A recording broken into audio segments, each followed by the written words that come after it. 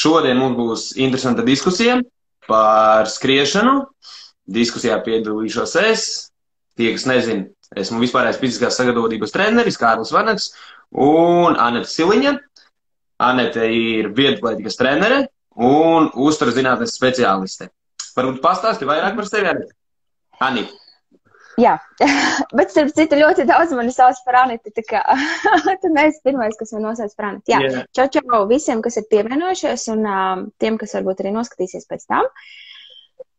Tātad, jā, būtībā mans darbības lauciņš ir skriešana lielākoties. Ne tikai skriešana, bet es arī palīdzu gan arī ar fizisko sagatavotību un arī soļošanu. Tātad tendēt vairāk uz šīm izturības disciplīnām. Palīdzu arī triatlonistiem sakārtot treniņu nianses, arī komandu sporta veidu sportistiem sakārtot izturības daļu.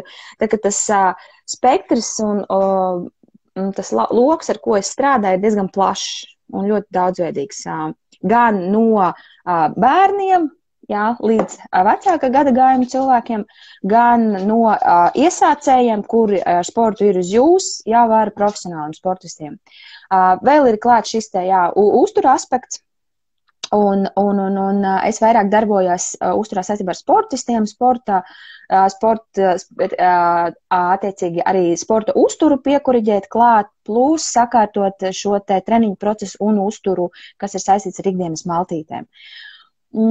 Jā, tā ir tā mana ikdiena, 24/7, vēl jau vairāk tā, kā es arī pirms tām aktīvi pati sportoju, es visam tam gājusi cauri. Varētu teikt, man ir pašai sportiskā pieredze, es tagad negribu samalot, bet sportoju, jo es no 3. klases aktīvi, tas jau varētu būt 22 gadi, jā, tā sportiskā pieredze diezgan liela jau no pašas bērnības. Jā, kā jau tu minēji, strādā ar dažādiem sportistiem, un es arī piemēram uzskatu, ka skriešana tas visam ir pamats.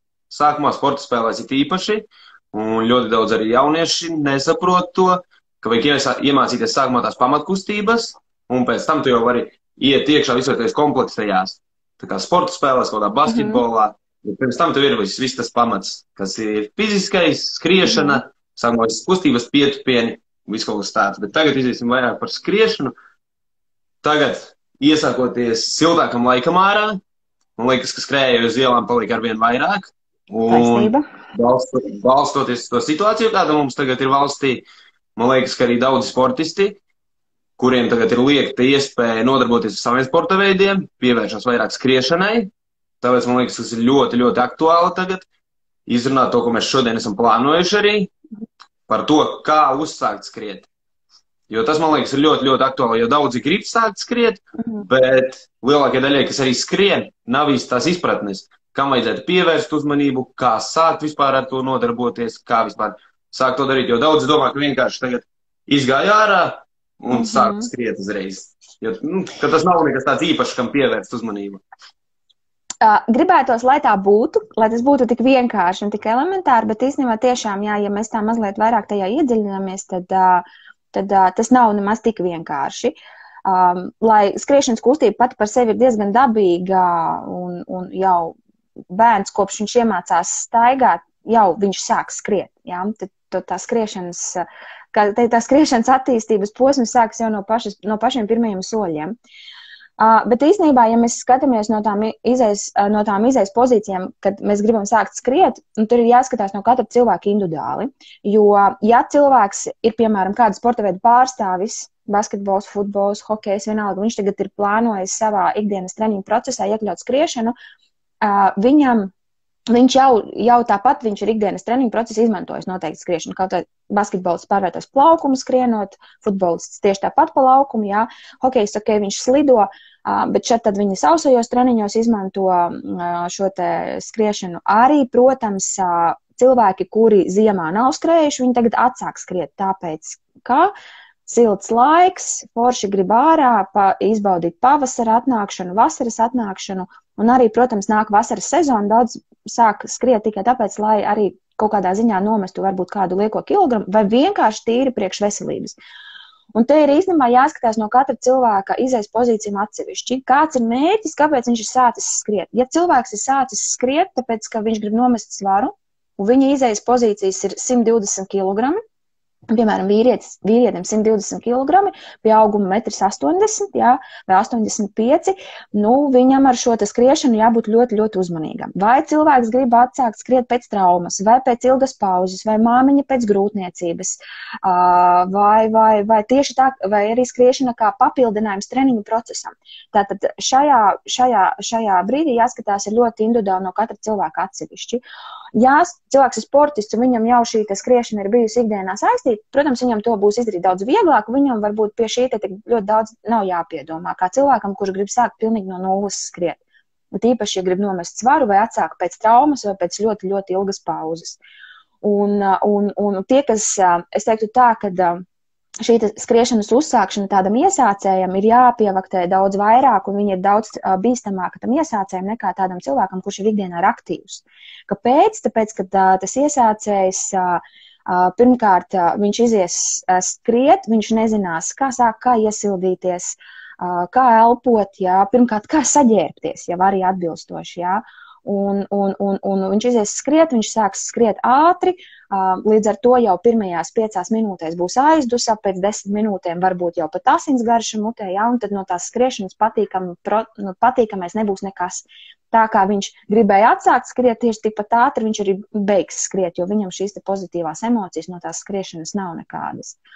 Un te varbūt tāds, ja cilvēks tiešām ir iesācējs, vai cilvēks vienkārši atsāk pēc traumas skriet, arī ja vēl pēc traumas ir nianses. Nu, kaut vai, piemēram, ahila plīsums. Nu, tā tāda smaga trauma, ilgstošs atvesaļošanās process, bet nu, lai vienkārši vieglāk saprastu to situāciju. Viņš atsāk skriet pēc šīs te traumas, un viņš klibo.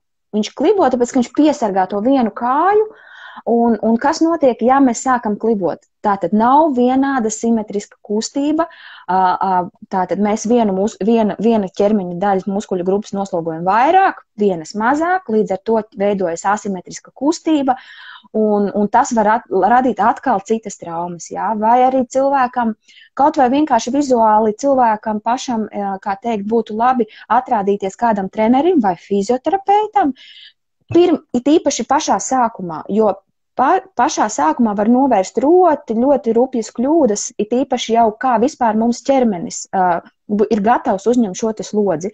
Ja? Kaut vai cilvēkam ir skolioze vai lordoze, kā viņam ir pēdiņas, ja? Vai viņam ir supinācija vai pronācija, vai viņam ir tendence uz plakano pēdu. To visu var sakārtot ļoti elementāri sākumā, un pēc tam tā skriešana būs pirmkārt baudāma, no tā, ka neiedos nekādu traumu efektu šim te ķermenim. Un, protams, ir otrs tas, ka iesācēji sāk šo treniņu procesu par strauju. Viņi sāk ļoti daudz minūtes un ļoti ātri skriet. Un tā ir vislielākā kļūda arī, kad šis te treniņu process tiek uzsākts ļoti, ļoti par strauju. Un tādam iesācējam vispār ir, es teiktu tā, jāiemācās ātri iet, lai sāktu pēc tam skriet. Domāju, ka mēs sākumā varētu izstāstīt par apģērbu, kā vispār to ekipējumu sagatavot, un tas būtu tā kā primārais, jo, zin kā, tu taisies, ja tā ir skriet, ko tev vajadzētu sagatavot? Pirmkārt, jau jābūt ir apaviem, jā, tātad, ja mēs varam džemperu uzvilkt attiecīgi varbūt tādu, kas nav īsti paredzēts, profesionāls skriešanas apģērbs, jā, bet apaviem gan ir jābūt attiecīgi sporta apaviem, jā. Arī nedara tādi, kas ir paredzēti fitnesa apavi, ar kuriem mēs zālē ejam vingrot.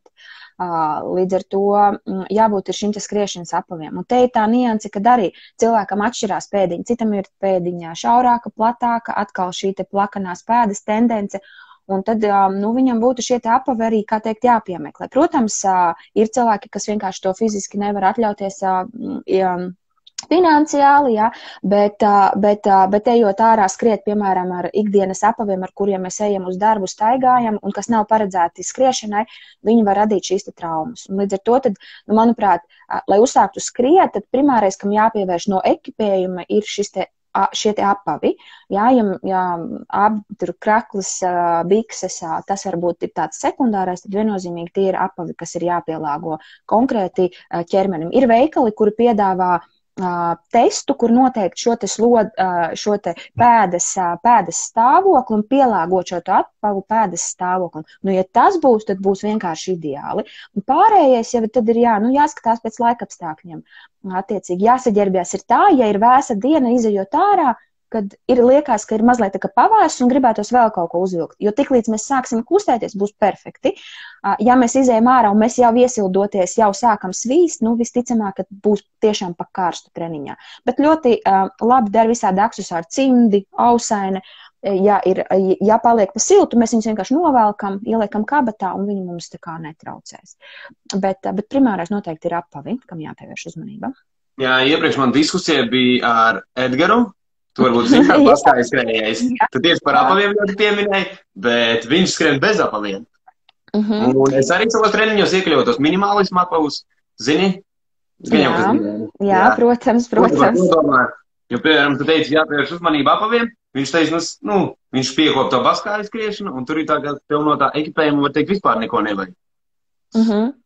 Redzi, ir tā, ka tas ir ļoti, ļoti individuāli, ļoti specifiski, un lai ietu skriet ar minimālajiem apaviem, tad ir arī jāskatās no cilvēka izejas pozīcijām. Ja cilvēkam ir 120 kg, viņš nevar iet skriet basām kājām. Jā, tā kā te ir ļoti jāizvērtē, kā mēs iesakam šādu te veidu skriet basām kājām. Protams, pēdas vēlves stiprināšanai, attiecīgi arī, lai izprastu, kā tad vislabāk šī te pēdiņa strādā skriešanas laikā, ir vērtīgi, tas pat ir no treniņu procesa paskriet basām kājām, jo mēs esam ikdienā pat tie, kas ir aizmirsuši, kā tas ir pārvietoties basām kājām, ko tev pastaigāt basām kājām, bet tā arī pēdiņa jau trenējās, ir īpaši tad, kad viņi ir plika. Un es šeit tad iekļauju tīpaši jauniešiem paskriet tiešām basām kājām, bet tā, ka mērtiecīgi trenēties bez apaviem, tas ir ļoti, ļoti individuāli, ļoti specifiski un protams, ne katram ķermenis tam ir piemērots. Jā, man tieši var teikt ļoti, ļoti līdzīgs viedoklis tavējiem arī. Es arī te savā treniņu procesā šādi tad iekļauju, bet pielāgoju visam kopējam treniņu procesam. Tātad ekipējumu mēs izgājām cauri, cilvēks jau ir atradis sev piemērotas apavus, tālāk viņš iziet ārā, pirms skriet, vajadzētu iesildīties. Kādi tur būtu ieteikumi? Varbūt arī kaut kādi pamatvirzieni tādi, ko darīt, lai iesildītos, lai cilvēki arī, ja piemēram, visi nevēlas vērsties pie treneriem, ko viņam darīt, lai viņam ir kaut kādas zināšanas uzreiz? Ir tā, ka bieži vien cilvēki man saka tā, ka Anita, es pirmo kilometru ļoti, ļoti lēnām skrienu. Tā ir mana iesildīšanās, bet te ir tāda maza nianse, ka tas pirmais kilometrs lēna iesildīšanās vai ātra iešana, mēs iesildam sirdi kā muskuli, bet saites un muskuļi jau dara attiecīgi vienu un to pašu konstanto darbu, ko mēs darīsim pēc tam, vai nu turpināsim tādā pašā tempā, vai nu turpināsim ātrāk skriet. Tas ir attiecīgs no treniņu uzdevuma, vai tas ir, piemēram, bāzes skrējiens, jeb izturības skrējiens, vai tas ir tempa skrējiens, vai tas ir ātruma skrējiens. Līdz ar to mums ir jāiesilda kas? Attiecīgi pārējie ķermeņa muskuļi un saites. Un vēl jau vairāk, ja mēs skrienam dienas otrajā pusē, vai vienalga no rīta, mēs izejot ārā, šīs saites un muskuļi nav gatavi uzreiz šai skriešanas slodzei. Ne, viņi jau ir gatavi, bet, ja mēs viņus iesildīsim, viņi būs daudz gatavāki, tātad pātrināsies vielmaiņa, uzlabosies apasiņošana un tiks dots impulss muskuļiem un saitēm, hei, mēs to sāksim treniņu. Ja? Un kas tas varētu būt? Tātad iesildošajā daļā, pirms mēs sākam skriet vai attiecīgi ātri iet, tad es teiktu, visi ieteiktu dinamiskā iesildīšanās. Kas ir dinamiskā iesildīšanās? Viss, kas ir kustībā, piemēram, rotācijas, visu locītavu izrotēšanu. Sākam, piemēram, potītēm, ceļi, iegurnis, plecu daļa, rokas, mēs varam arī sprāndu izapļot. Un tad, attiecīgi, mēs varam uztaisīt kādus dinamiskos vingrinājumus, kas ir attiecīgi arī uz kustību. Nevis mēs viņus noturam šo stiepjošo kustību. Piemēram, izklupiens sānis, bet mēs iesēžamies sānis, bet ar mazu kustību lejā augšā. Tātad dodam impulsu muskulim. Jo, ja mēs sāksim ar statisku iesildīšanos, tad gan ķermenis nav gatavs. Muskuļi ir augsti, saites ir augstas, un šī statiskā iesildīšanās ir neliederīga, un to statisko statiskos vingrinājumus jāpilda pēc treniņa. Tātad pirms treniņa izejam ārā, izapļojam visas locītavas, uztaisam dinamisko iesildīšanos augststilbiem, piemēram, augststilbiem, ikram, jā, un būs pilnīgi pietiekoši, ja mēs veltīsim 3, 4, 5 minūtes, jau būs impulss ķermenim ar to, ka mēs esam viņu aktivizējuši slodzei. Un tad mēs varam sākt savu treniņu, piemēram, 1. kilometrs ļoti, ļoti lēnām vai pirmās 5 minūtes, iesildam sirdi un aizvedam treniņu tālāk. Jā, super. Tālāk, tad cilvēks jau ir iesildījies. Jā. Nākamais jau mēs nonākam pie tā, kad sākas pats skrējiens. Un ir jāizplāno, ar cik sākt. Jā, tā tad arī ļoti atkarīgs no tā, kādas ir izejas pozīcijas cilvēkam. Ja cilvēks sāk pilnīgi no nulles, es viņam ieteiktu, kad viņam ir jāmiksē ar iešanu. Tātad, piemēram, pirmais treniņš viņam viņš atsāk pēc gada skriet. Pēc gada viņš atsāk skriet, un es viņam ieteiktu 1 minūti skriet, 1 minūti iet, 1 minūti skriet, 1 minūti iet. Tātad miksēt ar iešanu. Ar katru nākamo treniņu, vai tad, kad mēs sajūtamies ērti un labi, mēs pagarinām skriešanas minūtes, ja, un iešanas minūtes paliek tādas pašas. Un līdz ar to mēs varam nonākt beigās tā, ka mēs, piemēram, 20 minūtes skrienam, 1 minūti paējam. Un tai skriešanai ir jābūt tādai komfortablai, lai neveidojas aizdusa. Vēl jau vairāk, ja mēs sajūtam asinsgaršu mutē, jā, tad pilnīgi pārslodzi, tas ir par ātru un par strauju un par daudz mūsu ķermeni, bet jājūtās tajā skriešanā ir ērti. Jā. Vēl ir kāda nianse, kad it īpaši iesācējiem es ieteiktu izvairīties skriet ar austiņām. Kāpēc? Tāpēc, ka mēs paši sevi nedzirdam. Mēs dzirdam mūziku, mēs dzirdam ritmu, mēs nedzirdam arī apkārtējo vidi, suņus, riteņbraucējus, mašīnas un tā tālāk. Un līdz ar to, lai mēs iepazītu savu ķermeni, savu elpošanas ritmu, savas sajūtas, tad sākumā izvairīties skriet ar austiņām. Tad, kad jau mēs esam spēcīgāki, advancētāki, mēs jau varam izmantot šīs te austiņas, bet tik un tā es arī tā kā neieteiktu.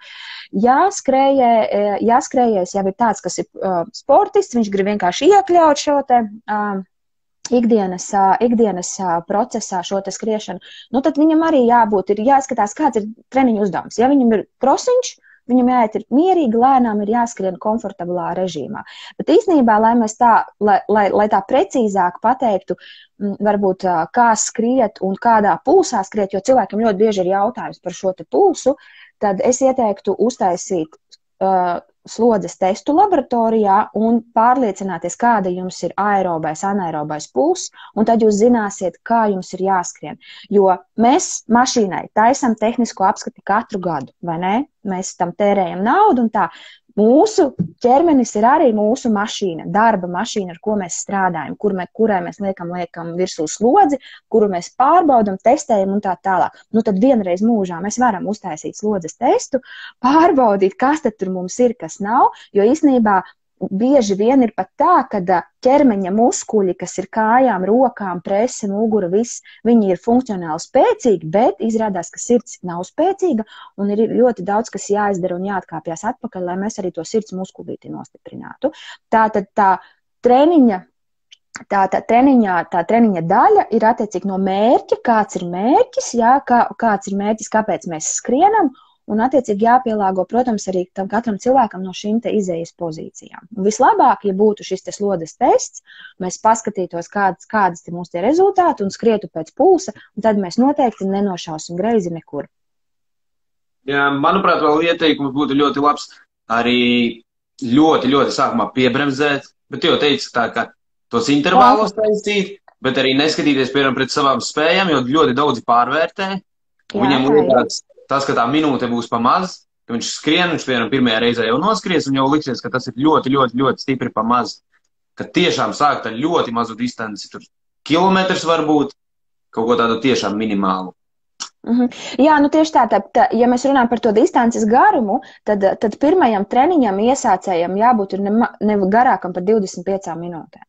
Tātad sākam ļoti minimāli, tas daudzums ir ļoti minimāls, un mums ir jājūtās pēc treniņa pilnīgi komfortabli. Mēs atnākam no treniņa, mēs atsildamies, mums ir jābūt pilnīgi komfortablās sajūtās. Ja mēs atnākam, mums ir galvas sāpes, reiboņi, lielas slāpes, mazums krampi, tas nozīmē, ka treniņš ir bijis par garu un par intensīvu un nav piemērots.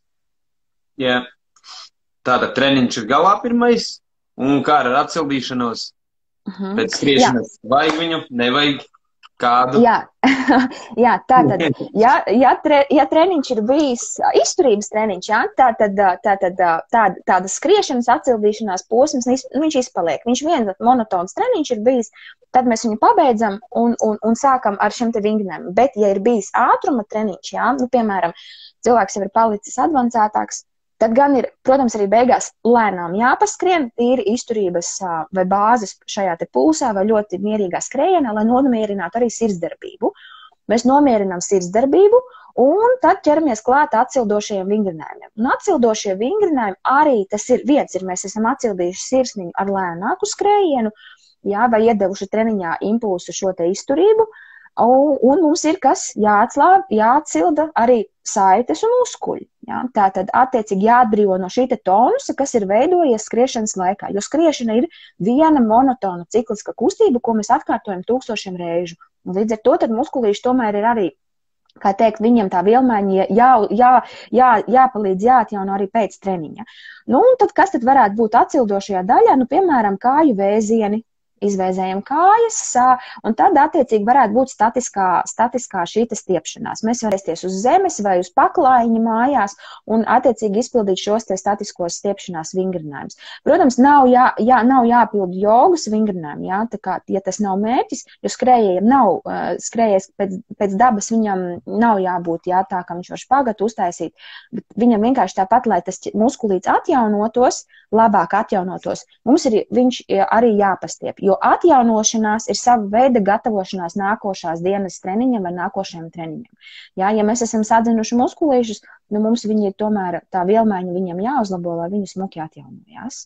Tātad atsildamies treniņa beigās mierīgu skrējienu un pēc tam ir šī statiskā stiepšanās. Un tad būs izcils treniņa noslēgums. Vēl, protams, vēl arī var parullēties. Jā, ja ir mājās rulles, super, kāpēc nē, tad arī rullēšanās arī varētu būt, kā teikt, atsildīšanās treniņa daļa. Jā. Tātad pirmais sagatavojam ekipējumu, tas ir apaus, pats galvenais. Otrais aktīvi iesildamies, dinamiski kodi vingrinājumi, pāris tādi vienkārši, lai pārāk sevi nenogurdinātu arī. Trešais, ja tas mums ir pirmais skrējiens, neskrienam ilgāk par 20 minūtēm. Ieteicamais būtu kaut kāds intervāls skrējiens, tāds minūti skrienam lēnām, pēc tam pasoļojam. Jā. Nu, es pat teiktu tā, pirms tu teici, pirmais ir apave, es teiktu tā, pirmais ir izvērtējam sevi, savu mērķi, kāds ir mūsu mērķis iet ir skriet, jā, un tad attiecīgi no šī sava mērķa mēs arī pielāgojam visu šo te pārējo, jā. Jā, un tad beigās arī atkarībā no treniņiem, tas ir pirmais treniņš. Ja mēs taisījām tādu intervālu starp iešanu un skriešanu, tad nedaudz izstiepjamies statiskam stiepšanos. Par treniņu plānošanu, jo ļoti daudz cilvēki arī rakstīja par traumām, uzdeva jautājumus, un viņi aprakstīja īpašas visādas savas tās nianses. Un par to es domāju, ka uzreiz, ja kāds skatās, vismaz mans viedoklis ir, ka tā nevar iedot viedokli attālināti, tur individuāli jāvēršas pie speciālista, tad varēs tā korektāk tev izskaidrot, jo viens ir, ka apraksti visas savas nianses un atsūti, bet otrs ir, tur vēl padziļinātāk jāskatās, kāds ir tavs dzīvesveids, un ne tikai treniņu tu ietekmē, viss apkārtējais, individuāli tas ir jāizvērtē. Bet galvenais iemesls, man liekas, no traumām ir vismaz sportistiem, tā treniņu plānošana, kas viens no tām primārajiem varētu būt, kuru arī var pats sakoriģēt. Ka noteiktā pārslodze, ko jau mēs sākumā runājam, kad uzsāk pārāk ātri, pārāk daudz. Un man arī patika, kad es ar Edgaru diskutēju, tāds teiciens, ko viņš teica, ka viņiem starp baskāju skrējiem ir too much too soon. Jā, ļoti pārāk ātri. Un man liekas, ka no tā arī rodās visbiežāk arī tās traumas, ko daudz rakstīja, ka kājās, ka pēc skrējieniem sāp kaut kas, ka tas ir vienkārši pārslodzes traumas, ka tu pārāk daudz, pārāk ātri. Un varbūt var arī pastāstīt precīzāk par slodzes dozēšanu, kā dozēt. Mēs vienam noskrējam pirmo skrējienu, un kad zināt, kad to slodzi dozēt vairāk. Jā, nu, viens ir tas, ka viens traumu šis te radošais aspekts ir tas, ka tiešām neiesildās ar šiem te dinamiskiem vingrinājumiem. Ja? Kad tie dinamiskie vingrinājumi arī aktivizē šo muskuļu vilmaiņu, kas palīdzēs treniņa laikā šo te mazināt traumu risku. Tad tas arī varētu būt, ja, kad tu minēji, kad kāds tur teica, kad ir sāp kājas, muskuļi stīvi, ja, viņi nav aktivizēti, ja, viņi ir, piemēram, nosēdējuši cilvēks visu dienu darbā, viņš uzvilc skedus un aizgājis skriet. Līdz ar to muskulis ir šokā no vienas kustības, kas viņam ir bijusi sēžot pie galda, tagad viņam ir ļoti dinamiska kustība, skriešana. Bet kā tad plānot šo te treniņu procesu, ja? Tātad iesācējam, es teiktu tā, ka vislabāk tie būtu maksimums 3 treniņu nedēļā, maksimums 3 treniņi, un neplānot tos treniņus blakus vienu otram. Tātad, ja mēs skrienam šodien, tad rīt labāk neskriet. Tātad, ik caur dienu. Tas būtu tāds, lai ja mēs plānojam pa dienām. Lai ķermenis paspēja atjaunoties, lai muskuļi paspēja atjaunoties, lai arī tas treniņš ir bijis maziņš. Tas būtu pirmais ieteikums. Ja mēs sākam skriet treniņu ar 25 minūtēm, ja mūsu pirmais treniņš, tad nākamais treniņš varētu būt plus 10% no tā treniņa, ko mēs esam aizvadījuši. Un tādā veidā mēs varam pakāpeniski dozēt šo te slodzīti uz augšu. Vai nu plus 10 nedēļas kopējais apjoms, vai plus 10 nākamais treniņš. Un šādā veidā mēs pakāpeniski, neko nesasteidzot, ļoti pareizu impulsu iedosim gan sirdī, gan muskuļiem, gan saitēm ar šo te slodzes paaugstināšanu uz augšu.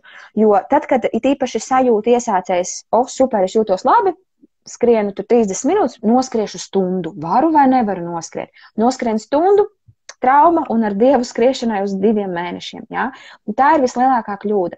Un vēl ir tāda nianse, ko es ļoti praktizēju savā darba sfērā, un to arī īstenībā pamato ļoti daudz dažādu pētījumu, kad 3 nedēļas mēs kāpjam uz augšu, tātad 3 nedēļas mēs katru nedēļu liekam 10% apjomu klāt vai minūtes klāt, noteicīgi kā mēs skrienam. Un 4. nedēļa ir atjaunošanās nedēļa. Un atjaunošanās nedēļa izpaušas tā, ka mēs nevis neskrienam, bet mēs skrienam uz pusi mazāk nekā mēs skrējām, piemēram, pēdējā apjoma nedēļā. Tātad samazinot šos te 50% nost, vai ja ir bijis kāds ātruma treniņš pa nedēļu, tad tajā atjaunošanās nedēļa ir tikai bāzes skrējiens, ļoti lēns un apjoms ir ļoti mazs. Tātad impulsus atkal ķermenis būs smuki atpūties, ne tikai fiziski, bet mēs arī emocionāli atpūtīsimies, mēs atkal sailgosimies pēc kāda garāka skrējiena un atkal mēs varēsim sākt šo te darbu, atkal 10% liekam klāt uz augšu. Un vislabāk es ieteiktu iesācējiem sākt nevis no tās pēdējās 3. nedēļas, ja, pie 3. nedēļas likt 10% klāt, bet pie 2. nedēļas. Un tādā veidā mums smuki veidosies 1, 2, 3 uz augšu, nokritīsies lejā, atkal 1, 2, 3 uz augšu, un tā mēs smuki veidosim šo te treniņu ciklu pakāpeniski, gan impulsīvi sirsniņā, gan muskuļiem, gan saitēm, un izvairīsimies arī no pārtrenēšanās un vēl jau vairāk no traumām. Par dozēm tu visu laiku minūtēs. Tu tā iesaki pārsvarā orientēties laiku vai no arī uz kilometrāžu. Es parasti saviem sportistiem skatos pēc kilometriem dozēju. Tad es skatos, mēs parasti reģistrējam pēc kilometriem un pārsvarā kilometrāžu orientējos. Iesācējiem ir tīpaši, ja viņš miksē šo te iešanu, skriešanu, viņam visvieglāk ir tieši ar minūtēm. Tieši iesācējiem visvieglāk ir ar minūtēm. Es pat teiktu tā, ka ar tām minūtēm, tad, kā teikt, arī viņam arī būs vieglāk ar emocionāli nekā ar tiem kilometriem. Ja? Jo, ja tu viņam pasaki, ka tev ir jāskrien 3,5 kilometri, ja, tad emocionāli tas vispār likās, man pat slinkums botas vilkt priekš 3 kilometriem. Bet, ja tu viņam pasaki, ka tev ir 30 minūtes, tas ir emocionāli daudz, attiecīgi savādāks uz to cilvēku strādā. Un līdz ar to iesācējiem viennozīmīgi, es tā kā mans no pieredzes varu tiešām teikt, vislabāk ir sākt ar tām minūtēm, ja? Un tad, kad jau attiecīgi mēs varam, jo daudziem ir kas, viņam nav pulksteņa GPS, lai viņš varētu precīzi noteikt, cik viņš tiešām kilometrus skrien, ja? Vai viņam nepatīk, piemēram, tur skriet ar telefonu, ja? Ko es ar īsumā pat neiesaku, ja? Lai vienā rokā telefons, un tad mēs jo tas ietekmē arī šo te tehnisko izpildījumu, atkal asimetriski, vienā rokā smagums, otrā nav. Un tad šī skriešanas tehniskais izpildījums ir nepareizs. Un tāpēc tās minūtes, jā, tās minūtes būs daudz vieglāk un tā, bet būtībā nav nozīmes, vai tie ir minūtes, vai tie ir kilometri, vienkārši, ja mēs pareizi saliekam šo te slodzes dozēm, tad viss tur būs kārtībā. Un ja būtu kilometros, tad tu arī ieteiktu 10% likt klāt to slodzi, ja cilvēks skatās pēc kilometriem. Jā, piemēram, ja ir nedēļas apjoms 10 kilometri, jā, vai, piemēram, 12 kilometri, tad nākamajā nedēļā mēs pieliekam klāt šos te 10% un mēs nenošausim greizi. Jo te ir tā nianse, ka jo pakāpeniskāk mēs dosim to impulsu tam ķermenim, jo labāks būs un noturīgāks efekts. Jā, tā kā, ja viss notiek strauji, kaut vai ļoti labs piemērs, ja ļoti strauji zaudējam svaru, svars atnāks tikpat ātri apakaļ un atnāks vēl pa virsu. Jā. Un šeit ar skriešanu ir tieši tāpat. Ja mēs ļoti strauji mēģinām šo te slodzes dozējumu likt uz augšu, tas atkal trauma risks ir ļoti tuvu. Ja? Un tad mēs sanāk, ka spēlējamies uz tādas naža asmenes, būs trauma, nebūs trauma. Izturēs ķermenis vai neizturēs ķermenis. Un tas ir tāds, priekš kam spēlēties un testēt to ķermeni labāk, ja mēs viņam iedodam pareizi impulsu. Bet te 10%, to arī vispār arī, kā teikt, attiecīgi arī no zinātniskiem pētījumiem pierādīts, ka tas vislabāk strādā šādā veidā, vispareizāk. Impulss ir 10, tur 15 maksimums procenti. Jā, super. Iepriekš jau tu pieminēji tēmu par sirdsdarbības frekvenci, un arī jautājumos rakstīja cilvēki iesūtīja, kā tur skatīties, piemēram, skrienot. Viens ir, ja tas ir, piemēram, iesācējs, tu teici, iepriekš minēji 140 skatīties, vai tu neminēji? Jā. Redzi, ir tā, ka atkal mēs esam katrs pats par sevi ļoti individuāls un unikāls. Ja? Mums katram ir sava sirds, katram ir sava specifika, un katram ķermenī tur dominē īsās, garās muskuļšķies, ļoti atšķirās šīs te nianses. Un es teiktu tā, ka ir formulas, pēc kā var izrēķināt, kāds ir tavs aerobais slieksnis, kāds ir anaerobais slieksnis. Tad aerobais slieksnis ir izturība. Lēns, mierīgs bāzes skrējiens. Anaerobais slieksnis jau ir tāds ātruma treniņa vai sacensību režīms. Un pēc tam formulām var tā kā izrēķināt, tur ņem vecumu, jā, vērā, augumu, internetā var šīs te formulas sameklēt, bet no pieredzes varu teikt tā, ka šīs te formulas bieži vien pieviļ, jo formula ir aprēķināta pēc skaitļiem, bet viņa nepielāgojas, attiecīgi, kā tu jau minēji, katra cilvēka dzīves režīmam. Jā, viņš ir bijis, piemēram, trauma, viņš ir ļoti mazkustīgs bijis, vai viņam ir bijušas kaut kādas sirds problēmas, vai piemēram, ir bijis kādreiz pārslodze, visas šīs te nianses. Tāpēc vislabāk, ja būtu šis te slodzes tests, kur tad visu precīzi parāda, kāda ir tava sirds un kādā pulsā tev ir jāskrien lēnais skrējiens un kādā pulsā tev ir jāskrien ātruma treniņš vai tempa treniņš. Ja? Un to, ko attiecīgi slodzes testā, piemēram, parāda, tad pie tā arī jāpieturas. Ja pie tā pieturēsies, tad viss būs kārtībā. Un šis te pulss būs arī attiecīgi tā, kā teikt, uzticamais treniņu draugs, kam visu laiku jāpievērš uzmanība.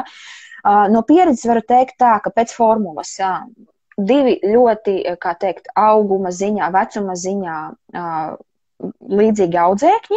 Pēc formulas mēs viņiem izrēķinām šo te aerobo slieksni un anaerobo slieksni. Ja? Tur maksimālais pulss ir 220 mīnus vecums, un attiecīgi tā formula tur ir mazliet vēl sarežģītāka. Bet beigās sanāk tā, kad viņi uztaisa izrēķina šo te formulu, un viņiem sanāk, ka viņam aerobais slieksnis abiem diviem pēc šīs te formulas sanāk 148 sitieni.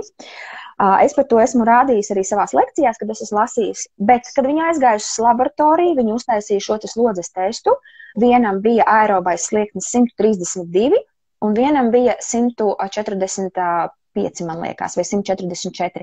Tātad savā ziņā tas, ka tam, kam ir 144, 145, tas izturības slieksnis aerobais, viņš pēc formulas var trenēties. Pēc formulas viņam tā kā viņa der, uz viņu viņa strādā. Bet tam, kam ir 132, viņam jau pēc formulas sanāk, ka viņš jau trenējās jauktajā zonā. Izturība viņam netiek trenēta. Un līdz ar to tā ir tā nianse, ka tā formula nevienmēr ir precīza un nevienmēr iedos pareizi impulsu. Jo Jo senāk, ja mēs trenējamies paaugstinātā pulsā, vai cilvēks iziet vienkārši tikai, es skrienu pēc sajūtām, man viss labi, man nav aizdusa, es varu parunāt, man viss ir kārtībā, bet izrādās viņš visu laiku ir skrējis sacensību pulsa režīmā. Piemēram, pulsā 170 vai 180 vēl jau vairāk. Un kas notiek tādā pulsā? Tas ir sacensību režīms, un ķermenis sevi visu laiku tērē. Viņš netrenējās, ķermenis izmanto rezerves, jā, ļoti daudz, kā teikt, tiek prasīts no sirds resursus, un treniņu process vienkārši, kā teikt, iet uz otru pusi. Un tad cilvēks atdurās par to, ka viņš it kā trenējās, bet nav progresa. Es skrienu tik daudz, es skrienu tik ātri, un man progress pazūd. Un te ir tā nianse, kad vienkārši viņš trenējās par ātru, jā, par augstās šajā sirdsdarbības pulsā, un nav šīs te zonu sadalījums. Nav izturības pulss, nav jauktais darbs, un nav šis te sacensību darbs vai anaerobais pulss. Tāpēc ar to pulsu ir jābūt ļoti uzmanīgiem, jo es teikšu tā, ka tie, kas nepievērš tam pulsam uzmanību, paiet vairāki gadi, viņi trenējās vairākus gadus, un pēc tam saprot to, ka iestājas stagnācija, progresa nav, un tad viņi sāk meklēt, kāpēc. Un tad jāatgriežās atkal ir pie pašiem pamatiem. Uztaisa slodzes testu, dakteris pasaka, tev no pulsa kādā 165 tu esi skrējis, tev tagad jāskrien 130. Jā, viņam liekas, ka viņam ir jāiet, bet, diemžēl, ja sirsniņa ir samocīta šādā veidā, tad tas arī ir jādara, un lai progresētu uz augšu, tas ir jāpanāk. Jo tā no tā skaitļu, piemēram, cilvēks atnāk pie manis, viņa aerobais puls, tie paši 140, viņam ātrums tagad ir 7 minūtes uz kilometru. Viņš skrien, lēnām. Paiet pusgads, vai 2 mēneši, viņš, ja tā sirsniņa nav samocīta, tad paliek 2 mēneši, un viņš jau skrien pie šī te paša pulsa 60. Tātad sirds dara to pašu darbu, bet ātrums ir palicis krietni ātrāks. Un tas ir tas progress, ja tā ir tā izturības trenēšanas metode, kā mēs šo te sirsniņu nostiprinam. Un tāpēc ar to pulsu tā, ka, ja tu prasītu, kādā pulsā jāskrien, jāuztaisa slodzes tests, un tad tu zināsi un nenošausi greizi ar to, kādā pulsā jāskrien. Pieminēji par ātrumu. Iepriekš mēs runājām par slodzes apjomu celt uz augšu, bet kā, piemēram, to pašu intensitāti, ātrumu, kurā brīdī, kā viņus periodizēt, kad likt, piemēram, intervālu treniņus, kāda nozīme viņiem ir skriešanā, un kā to ātrumu celt augšā.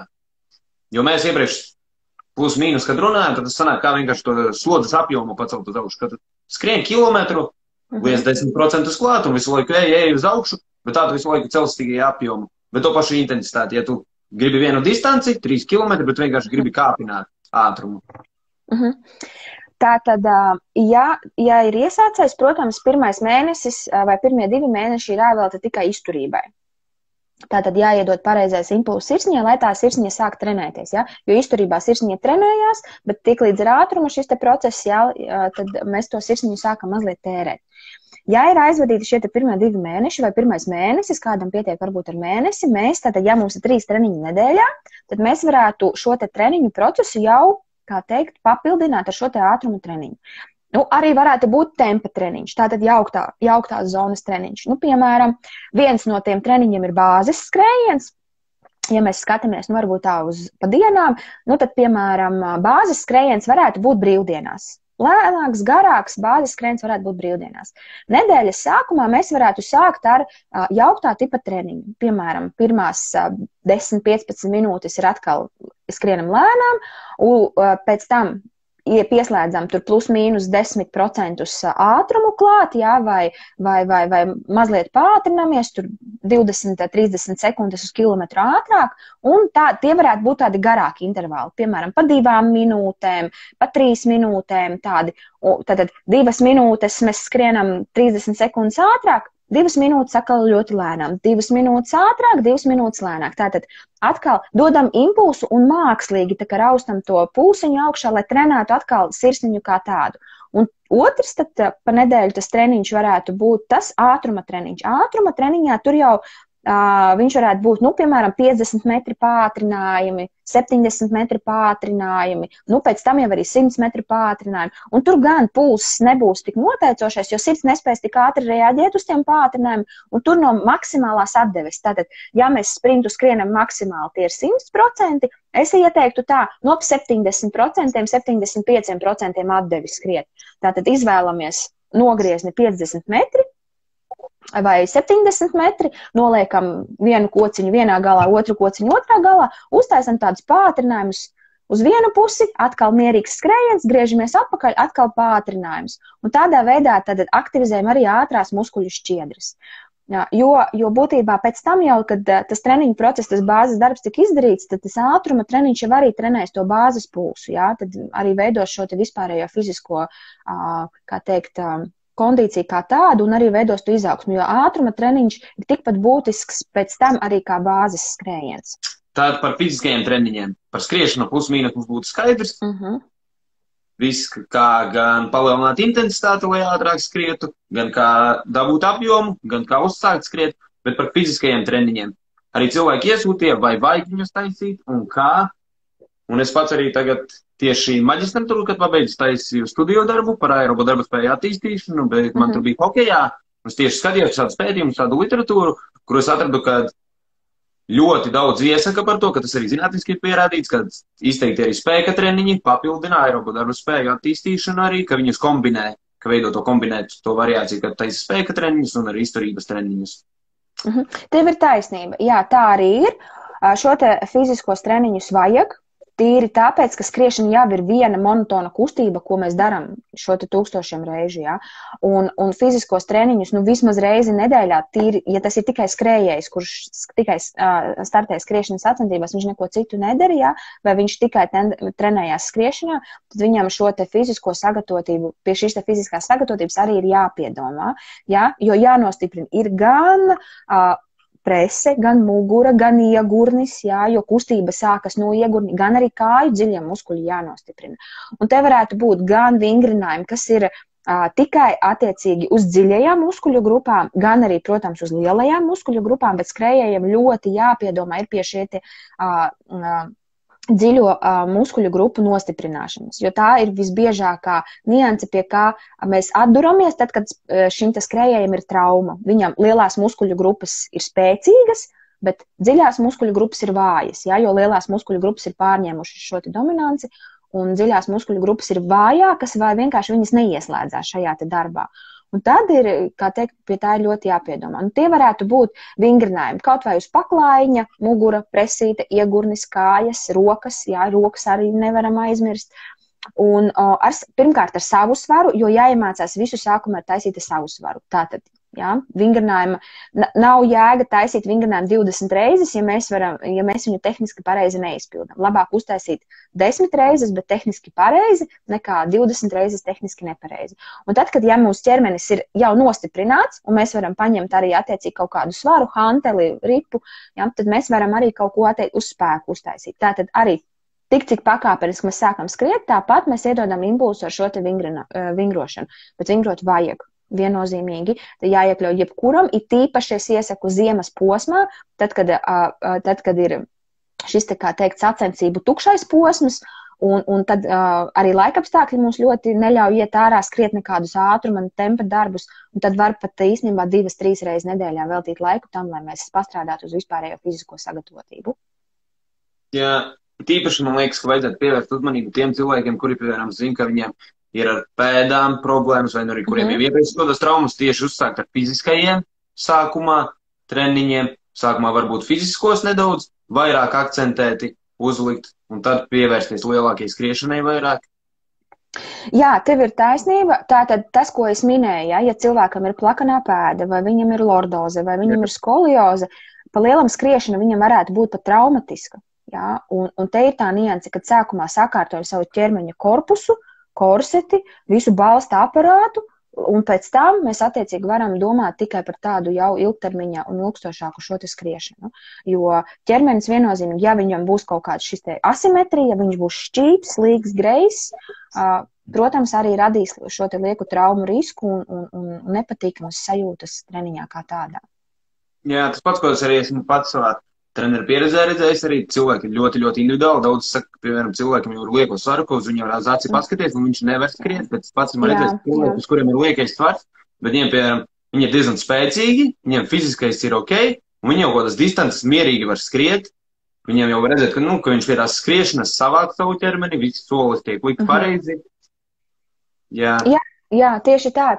Un tas ir ļoti būtiski, lai ķermenis spēj savākties, jā, jo kaut vai, ja ķermeņa dziļie muskuļi, kaut vai, vienalga vispār muskuļi nav nostiprināti, tad mazākā iekāpšana bedrē var beigties ar lielu piepampušu potīti vai jā, maza kaut kāda šāda te paslīdēšana arī var beigties ar traumu. Tātad, tad, kad ir kaut kāds ārējs impulss, lai ķermenis spēj sagrupēties, savākties un netraumēties.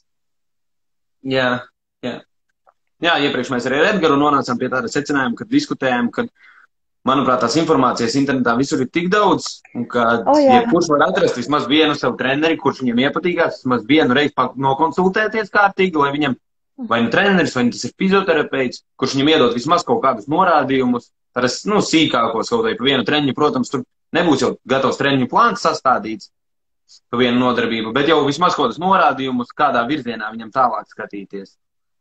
Jā, tu ļoti pareizi pateici, ka vienalga, vai tas būtu skriešanas treneris vai fiziskās sagatavotības treneris, vai varbūt tas būtu fizioterapeits vai pat sporta ārsts, jā, ja viņš iedod šo te virzienu, ar ko sākt un kā darīt, tad tas jau, kā teikt, palīdzēs izvairīties no nepieļautajām vai pieļautajām kļūdām treniņu procesā, kas varētu gadīties. Jo fiziskajā aktivitātē jābūt tādai, kas mums dod endorfīnus. Mēs jūtamies gandarīti, forši, mums ne tikai emocionāli mēs pēc treniņa jūtamies labi, bet arī fiziski jūtamies labi. Jā? Un ja būs vēl šīs te fiziskās un emocionālās pašsajūta pēc treniņa perfekta, tad arī tas rezultāts būs daudz, kā teikt, ātrāks un patīkamāks. Un dzīve būs arī daudz patīkamāka. Jā, tur man liekas, ka tagad mūsdienās arī, ka grupu nodarbības vadu cilvēkiem ir tā neizpratne īsti par tām fiziskajām aktivitātēm.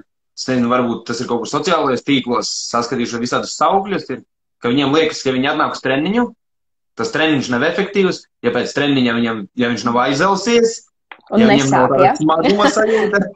Tas pats par skriešanu esmu dzirdējis arī. Man arī citas klienti saka, es jau pats, ka noskrien 3 km, viņi noskrien, viņi saka, tas tāds viegls bija. Jāņem obligāti vairāk, un tad sanāk ļoti, ļoti bremzēt tos cilvēkus, tā kā slāpēt viņu to ego, jo viņiem gribās arvien vairāk, un viņiem ļoti daudziem liekas tā, ka, kad nebūs rezultāta no tā, ja tu vienkārši sevi nespiedīsi maksimumā ārā no sevis. Jā, un te ir tā nianse, kad ir ļoti būtiski, kad ir, piemēram, tavā gadījumā, ka tu pasaki tam cilvēkam, kad stop, tev pietiek šodien ar 3 kilometriem, jā? Nevis, ja viņš pats būtu sev šis te plāna veidotājs, viņš noskrietu varbūt 8 kilometrus, bet tu viņu nobremzē un tādā veidā tu viņu, kā teikt, vedini uz pareizā ceļa, jo cilvēkam pašam izvērtēt šīs te sajūtas var būt ļoti kļūdainas, jā? Un viņš var ļoti, kā teikt, sev pāri nodarīt. Tieši tā, cilvēks ir maksimālists. Mēs gribam visu ātrāk, straujāk un tā tālāk. Bet ļoti būtiski, kad ja cilvēkam tiešām ir tendence sevi mocīt, vēl jau vairāk, kā teikt, pievērst uzmanību to, ko varbūt šis konkrētais speciālists, pie kā viņš ir griezies, ieklausīties, ko viņam dot un kādi ir šie te ieteikumi. Super, Anita. Mums arī laiks iet uz beigām. Tad varbūt kāds savus novēlējums skatītājiem mūsu. Jā, es teiktu tā, no trenera pieredzes visgalvenā nianse, ko es cilvēkiem novēlu, trenējamies par labu savai veselībai. Ja mēs trenēsimies par labu savai veselībai, tad būs gan emocionālais prieks, gan fiziskais prieks no tā, ko mēs darām treniņu procesā. Arī mūsu ķermenis jutīsies labi un rezultāts atnāks ātri un mēs būsim apmierināti ar sasniegto. Jo mūsu veselība, kā teikt, ir vienīgā, par to mums ir jārūpējās. Un vienīgais, kas mēs varam rūpēties par savu veselību, ir tikai mēs paši. Tā kā trenējamies, bet trenējamies par labu savai veselībai. Jā, kā teiktu, man tāds sauks parasti ir, es arī lieku visiem postiem, ka ir jātrenējās gudri. Tas ir pats galvenais. Tieši tā. Visu ar prātu, ar galvu, nemokot sevi. Jā, labi, paldies, Anita. Jā, labi, lai veicas. Čau! Diskutēt, čau! Čau, Jau čau, tev čau. dienu! Jā, tev arī čau, čau. Tā.